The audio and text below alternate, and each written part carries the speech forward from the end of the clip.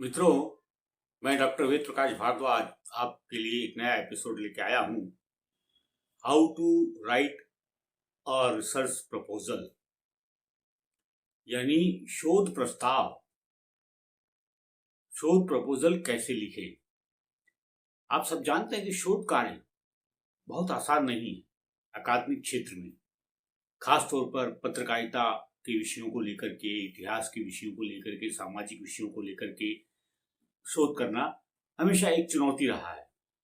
लेकिन शोध कार्य करने से ज्यादा चुनौतीपूर्ण है उस शोध कार्य के लिए एक प्रस्ताव तैयार करना, एक प्रपोजल बनाना, एक ऐसा उपयुक्त प्रपोजल बनाना कि आपका प्रस्ताव, आपका विषय तत्काल स्वीकार कर लिया जाए। इसके लिए जरूरी है कि आप कुछ बातों का ध्यान रखें। अक्सर ये बातें हमारे संज्ञान में नहीं होती हैं, विद्यार्थियों को जानकारी में नहीं होती हैं और वो कई बार उनको प्रपोजल बनाना पड़ता है। कुछ बातें हम आपके लिए लेके आए हैं रेडियो मनमीत में आपकी मदद के लिए, और उम्मीद करते हैं कि इससे आपको एक सही, एक अच्छा प्रपोजल तैयार करने में मदद मिलेगी। चलिए आइए शुरू करते हैं। How to write research proposal, शोध प्रस्ताव कैसे लिखें। किसी भी शोध कार्य के लिए सबसे पहले एक विषय की जरूरत पड़ती है। जैसे कि हमने अपने पिछले कार्यक्रमों में कहा, आपसे बताया भी था कि सबसे पहले आपको एक विषय का चुनाव करना होता है। ये विषय का चुनाव इसलिए सबसे ज्यादा महत्वपूर्ण है क्योंकि वही तो है जिस पर आपको काम करना है। एक शोध प्रस्ताव लिखने पर, रिसर्च प्रपोजल लिखने से पहले ये मैंडेटरी है कि आप एक सब्जेक्ट सिलेक्ट कर लें, कोई आपका एक विषय तय हो, क्योंकि जब तक वो विषय आपका तय नहीं होगा आप आगे नहीं बढ़ सकते हैं। इसलिए सबसे पहले एक विषय आप तय करते हैं।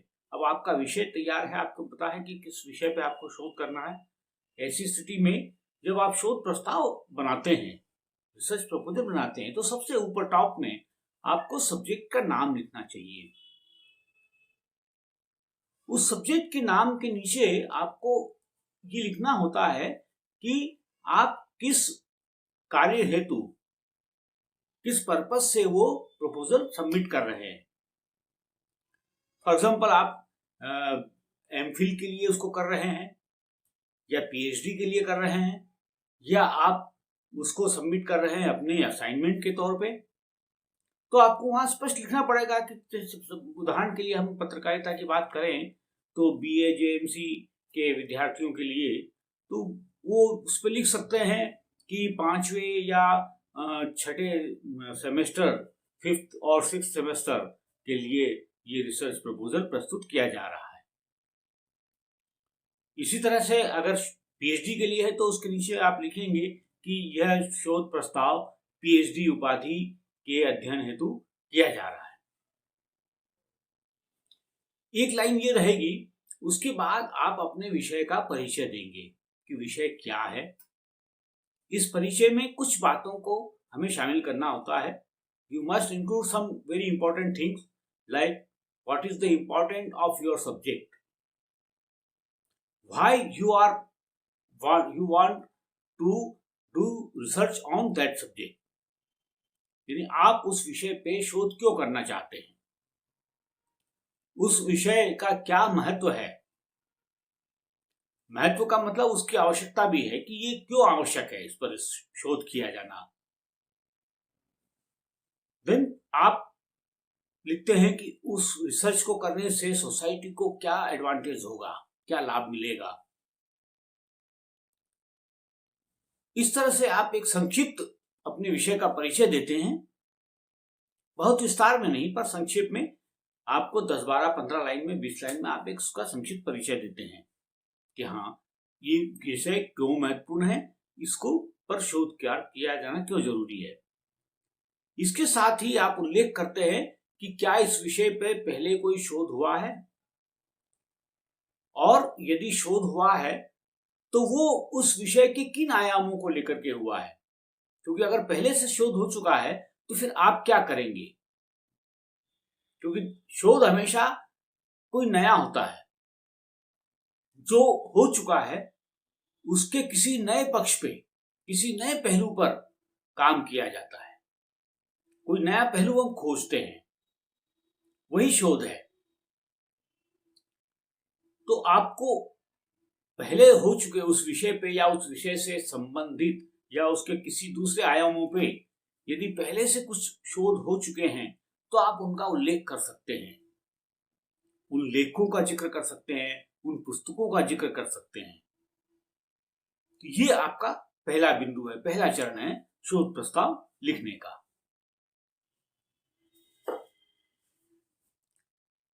शोध प्रस्तावना या रिसर्च प्रपोजल लिखने का अगला चरण होगा विषय का महत्व क्या है, उसकी उपयोगिता क्या है। इस महत्व, इस उपयोगिता की संक्षिप्त चर्चा हम पहले चरण में करते हैं, जहां विषय का परिचय देते हैं। अब परिचय में संक्षिप्त में उसका परिचय देने के बाद, विषय का महत्व बताने के बाद, अब थोड़ा सा उसको विस्तार से हमको समझाना है कि इस विषय पे रिसर्च किया जाना क्यों जरूरी है, इसकी क्या आवश्यकता है, सोसाइटी के लिए क्यों जरूरी है। कोई भी शोध कार्य करते हैं हम, चाहे वो अकादमिक हो या विज्ञान के क्षेत्र में हो या किसी और क्षेत्र में हो, जो भी शोध कार्य किए जाते हैं, जो भी नवीन कार्य होते हैं, वो सब समाज के हित के लिए होते हैं, समाज के लिए होते हैं। करता एक व्यक्ति है लेकिन होते समाज के लिए हैं। तो आपका विषय समाज के लिए क्यों उपयोगी है, क्या उसको फायदा होगा समाज को, आपको इस दूसरे चरण में ये बताना होता है। ये जो महत्व है वस्तुतः यह उसकी उपयोगिता को भी साबित करता है, यानी आपका विषय कितना उपयोगी है। ये आपका दूसरा चरण होगा। शोध प्रस्तावना या शोध प्रस्ताव लिखने का तीसरे चरण में आपको शोध विधि का उल्लेख करना चाहिए। यानी आप जो रिसर्च करेंगे, जो शोध करेंगे, उसमें किस विधि का प्रयोग करेंगे, किस प्रक्रिया को अपनाएंगे।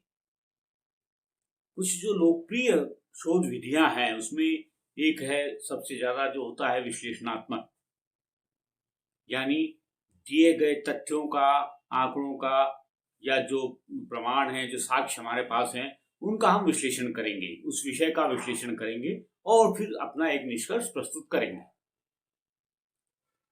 इसके अलावा, विश्लेषण के अलावा लिटरेचर रिव्यू एक होता है, शोध विधि एक है। लिटरेचर रिव्यू का मतलब है कि साहित्य अनुशीलन। लिटरेचर रिव्यू में हम ज्यादातर जो किसी एक विषय पे जो प्रकाशित हुआ है, पहले से साहित्य प्रकाशित है, या तो उसकी समीक्षा करते हुए कुछ नया निष्कर्ष देते हैं, या मान लीजिए उसी विषय पे कोई शोध हुआ है, पहले कोई शोध पत्र है या शोध ग्रंथ है, हम उसका विश्लेषण करते हैं कि इसमें जो निष्कर्ष दिए गए हैं वो कितने सही हैं या नहीं है, या क्या उससे प्रमाणित होता है, उसको लेकर के आप अपनी बात कहते हैं। इसके अलावा डाटा एनालिसिस एक प्रोसेस है, यानी कि बहुत सारे उस विषय से संबंधित आपके पास डाटा है, सांख्यिकी है, आंकड़े हैं, आप उनका तुलनात्मक अध्ययन करते हैं या उनको सबको मिला करके आप कोई एक निष्कर्ष निकालते हैं। इसके साथ ही साथ बहुत सारे ऐसे शोध कार्य होते हैं जो साक्षात्कार पर आधारित होते हैं, यानी किसी एक विषय पे आप काम कर रहे हैं और उसमें आपको 20 लोगों से साक्षात्कार लेना है, या किसी व्यक्ति के बारे में आप शोध कार्य कर रहे हैं। मान लीजिए कि आप पत्रकारिता में किसी संपादक के बारे में शोध कार्य करना चाहते हैं, तो एक तरीका ये हो सकता है कि उस संपादक के जो समकालीन दूसरे संपादक हैं, उसके मित्र हैं या जो उनके निकटस्थ सहयोगी रहे हैं, ऐसे लोगों से आप उनके बारे में बातचीत करते हैं और फिर जो है उसको अपने शोध में शामिल कर लेते हैं, उसके आधार पर कुछ एक निष्कर्ष अपना देते हैं। शोध करने का एक और तरीका है, एक और विधि है, वो है सर्वे। किसी एक विषय पे आप एक प्रश्नावली बनाते हैं और वो प्रश्नावली आप विभिन्न लोगों को भेजते हैं अपनी आवश्यकता अनुसार। अलग अलग आयु वर्ग के लोगों को भेज सकते हैं या किसी खास विशेष समूह को भेज सकते हैं, उनको भेजते हैं और फिर उनके जो जवाब आते हैं उन जवाब के आधार पे आप तय करते हैं, निर्णय निकालते हैं, निष्कर्ष निकालते हैं कि किस बात से ज्यादा लोग सहमत थे, किससे असहमत हैं, या लोगों की क्या पसंद है, क्या विचार है, ये उससे पता चलता है। तो ये शोध विधि, ये लिखना जरूरी है। शोध विधि के बाद आपको बीज शब्द यानी कीवर्ड्स लिखना है। ये कीवर्ड्स जो है, ये बीज शब्द या मुख्य शब्द जो हैं, ये आपके जो विषय है, शोध का विषय है, उस विषय से संबंधित कुछ महत्वपूर्ण शब्द होते हैं जो आपके विषय के विभिन्न आयामों की तरफ इशारा करते हैं। ऐसे 8, 10, 15 शब्द आपको लिखना चाहिए, कीवर्ड्स, मुख्य शब्द आपके रिसर्च के विषय का परिचय, उसका महत्व, शोध विधि, मुख्य शब्द लिखने के बाद आपको शोध का उद्देश्य देना चाहिए। हालांकि ये जो शोध का उद्देश्य है, ये एक तरह से उसका महत्व ही है कि उसकी आवश्यकता क्यों है, लेकिन उद्देश्य एक अलग से इसलिए देना होता है कि आपकी शोध की दिशा क्या होगी, यानी उस विषय का अपना महत्व है, उसकी अपनी आवश्यकता है, ये तो ठीक है, लेकिन आप अपने शोध के माध्यम से क्या प्रमाणित करना चाहते हैं, ये आपका उद्देश्य होगा। तो वो शोध उद्देश्य आपको लिखना चाहिए। इसके बाद आता है अध्याय विभाजन, यानी जो विषय आपने चुना है, उस विषय को, उस सब्जेक्ट को आपको डिफरेंट लेसन्स में, डिफरेंट टेक्स्ट में, डिफरेंट हेडिंग्स के साथ, अलग अलग शीर्षकों के साथ, विभिन्न अध्यायों में, अलग अलग अध्यायों में उसको विभाजित करना है, डिवाइड करना है। क्यों? क्योंकि ये संभव नहीं है कि आप एक विषय पे लगातार लिखते चले जाएं, और लिखते चले जा रहे हैं, लेकिन जो पाठक है, जो पढ़ रहा है, उसको कुछ समझ में नहीं आ रहा है,